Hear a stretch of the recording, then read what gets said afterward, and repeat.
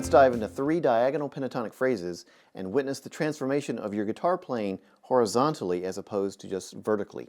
By the end of this video, you'll feel much more confident about playing pentatonics diagonally across the neck and building phrases within them. It's actually much easier than you might think. For those who don't know what a diagonal pentatonic is, let's make sure we explain that so that we're all starting on the same page. The normal minor pentatonic that most everyone learns first on the guitar is something like this, and I'm going to play it off of the A on the 5th fret.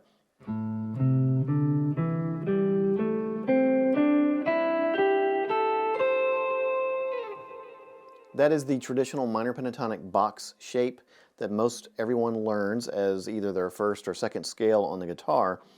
And it's very useful, but you have to admit it does tend to box you in one place on the neck, and if you don't learn other shapes around that, many times we just get stuck playing in the same box for a long time, playing the same phrases and same ideas. So we're going to look at playing these same exact 5 notes, but diagonally. Our traditional minor pentatonic begins on the root. The diagonal minor pentatonic will begin a whole step behind the root, and it's as simple as learning a little number pattern. 2 notes on the beginning string here, so I'm going to play the G and the A, those 2 notes, whole step apart. Then I go to the 5th string and I play the C, the D, and the E. So 3 notes, a whole step apart each. So the whole thing together is like this. Again, it's the same 5 notes in our pentatonic scale, but if you go up here to check yourself, it does sound different because you're beginning on the root, but it's still the same 5 notes. Now the cool thing about the diagonal pentatonic is not only is it an easy to remember pattern of 2 notes, 3 notes, but then you simply start it over on the next string down. 2 notes, 3 notes. And then on the next string down, you shift up a fret for the tuning difference and you play the same pattern. 2 notes, 3 notes. So the entire sequence there would sound like this.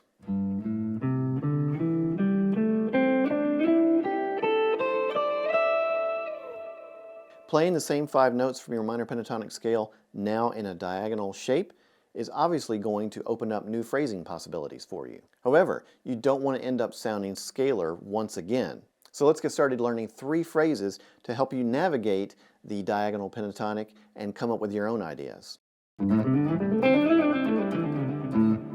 Now a phrase like that can seem a bit overwhelming because I did a lot of slides and pull-offs in that. I didn't actually pick very much, and I played it fairly quickly. Let me play it a little bit slower.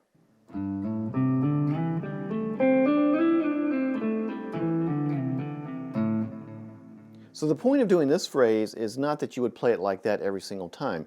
It's to help you start connecting 2 pieces of diagonal pentatonics. In other words, the first 2-3 section, and then the second one. Now the reason I played it with all the hammers and slides and things like that is to make it more musical, because if you just pick through it, it sounds very robotic and mechanical. And the point of learning this phrase in particular is to make you play the diagonal pentatonic more musically.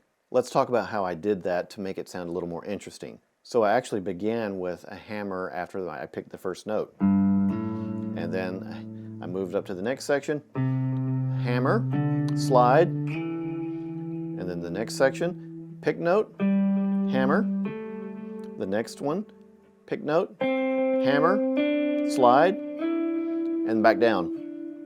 Pull off, pick note, pull off, pick note, pull off, down, a slide, and then hammer, pull, and then hammer. So a little faster.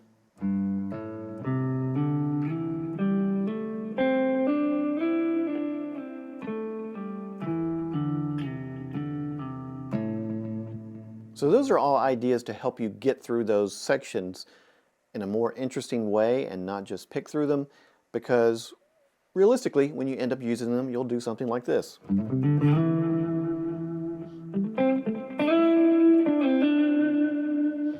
And all of those interesting ways of approaching a note that's higher or descending to a note below it is going to make it sound way less scalar and way more musical to the ear. And keep in mind, anytime you learn one of these little phrases down here, for instance, the whole idea of going, just with those two fingers and sliding into that third note,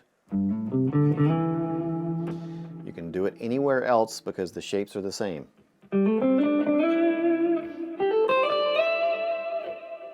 The second phrase we're going to look at helps you descend through the pattern, and in this case we're going to use a lot of triplets. Let's play it slowly.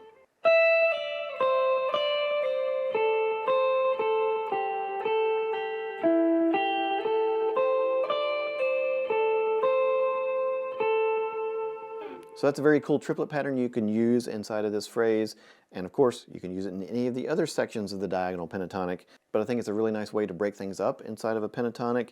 Also, a bonus point about this one is it shows you where the next pentatonic shape begins. In other words, right there. So you're teaching yourself that, oh yeah, I've got to adjust for that tuning difference, and now I know where my next diagonal pentatonic begins, right here. If you wanted to join that phrase together. For instance,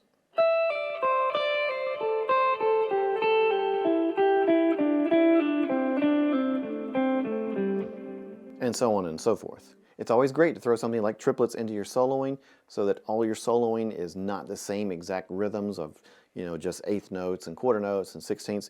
Throw some triplets in there, break it up a little bit. It makes it a little bit more interesting to the ear. The third phrase is a fun one, but really easy.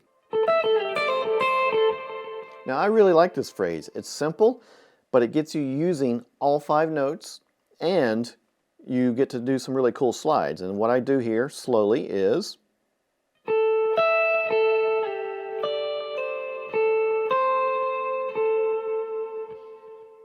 one more time.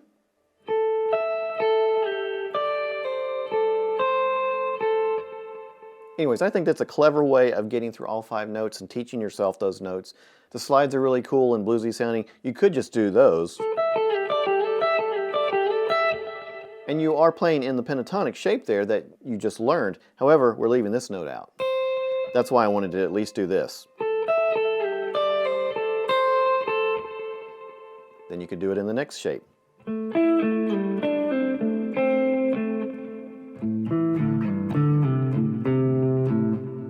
I hope these 3 phrases have helped you start to use the diagonal pentatonic. Practice them, they really will come out in your playing, and your own ideas will then evolve from there.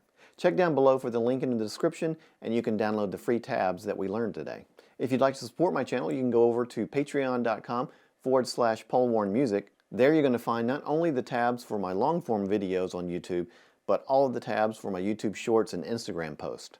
Another great free way to support my channel is if you've got guitar strings or guitars or amps or effects to buy, you can shop through my Sweetwater affiliate link down below. It doesn't cost you anything extra, but it really does help support the channel in a small way. If you enjoyed today's video, please make sure to hit that like button and subscribe if you will, and hit that notification bell so that you're notified of future video releases. Thank you so much for watching. I'll see you all next time.